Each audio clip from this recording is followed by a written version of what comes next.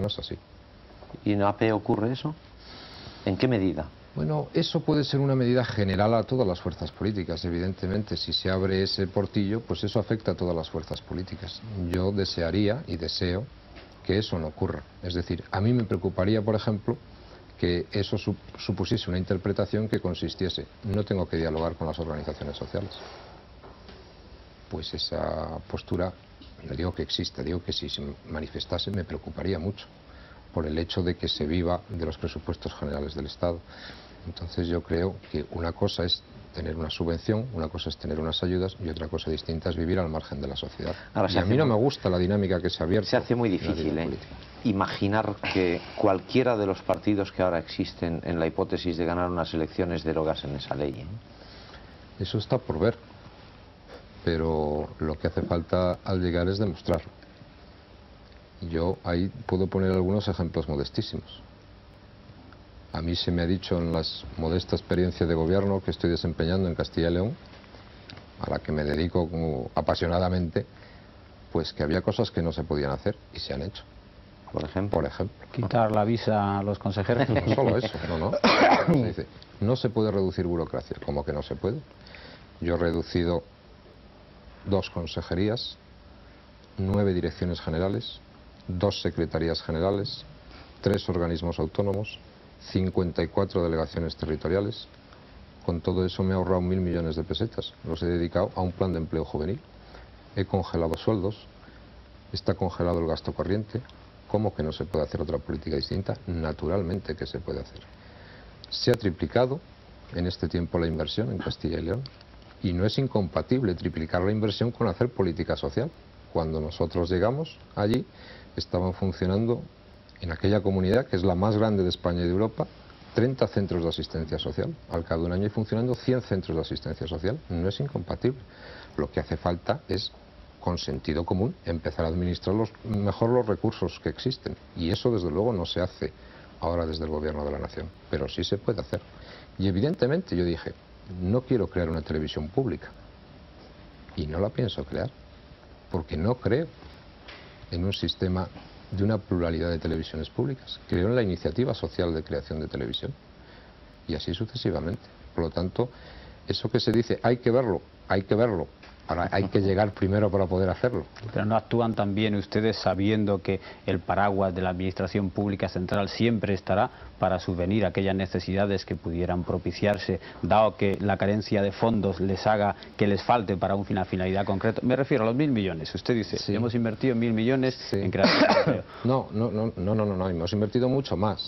Hemos invertido casi 5.000 millones. Esos 1.000 millones son lo que hemos ahorrado con una política de ahorro, de reforma de la administración y de reducción del gasto corriente. Tienen ustedes casi 100.000 millones de pesetas en transferencias. Tenemos 92.000 millones de presupuestos. Y no tienen aún educación, no tienen sanidad, y es una de las comunidades con un Producto Interior Bruto menor de las posiblemente de las que hay. Quiero decir que por lo que significa la solidaridad interregional, ustedes tienen un buen nivel de transferencias. Lo que yo le pregunto es, ¿no actúan así porque saben que al no tener las riendas de la Administración Central, por otra parte, las deficiencias que pudieran crear en sus financiaciones siempre las tendrían resueltas? En absoluto, todo lo contrario. Y permítame que le ponga 2 ejemplos.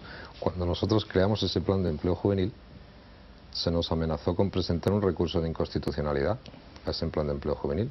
Por cierto, en un país que todavía reconoce 3 millones de parados. ¿Qué es lo que pasó? Que 3 meses después el Partido Socialista aprobó un plan de empleo juvenil. Nosotros nos habíamos adelantado 3 meses al plan de empleo juvenil socialista. Parece ser que eso es lo que molestó.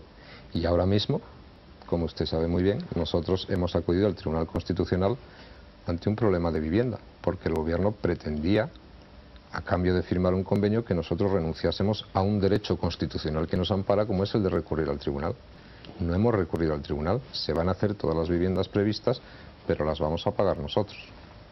En consecuencia, nosotros no hacemos lo que queremos esperando que luego venga el maná del gobierno de Madrid. No es eso, ¿no? Porque no viene. No viene. Yo no sé si hoy mismo hay una noticia. Usted, cuando habla siempre de proyectos, no habla de Alianza Popular específicamente. Tiene mucho cuidado en decir siempre centro-derecha. Creo que es el espectro que usted cree que se debe abarcar. Y yo no sé si hoy se ha anunciado precisamente, no sé si hoy o ayer, un día de estos, en el Parlamento de Castilla y León, el portavoz de Alianza Popular ha hablado de un posible gobierno de coalición con el Centro Democrático Social. Sería el primer acercamiento, la primera experiencia de este tipo que usted pretende ya en Castilla y León intentar llegar a ella.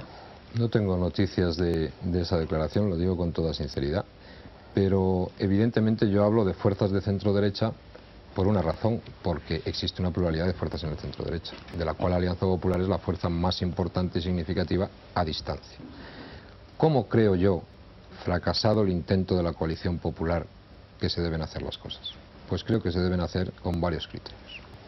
Uno, con la mayor flexibilidad política.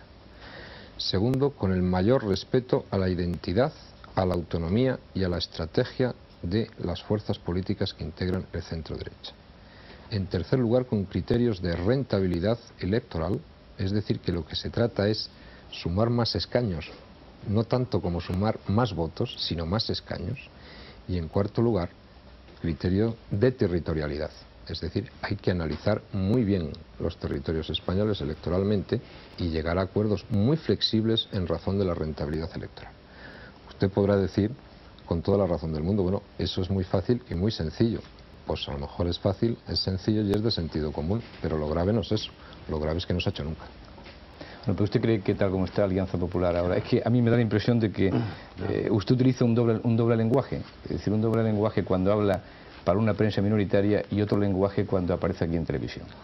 Es decir, bueno, y me parece por su parte muy hábil intentar no abrir heridas y cicatrizar posibles discrepancias, ¿no? Pero en el periódico de hace apenas 48 horas, 72 horas, usted ha dicho que la situación de Alianza Popular es muy difícil, tan difícil como cuando se fue Fraga, y que algo así como no reconocerlo sería tener una ceguera política. ¿Por qué cree usted que esa situación es tan difícil, o tan difícil como el momento en que Fraga dimite, que probablemente es el momento más difícil de hacer?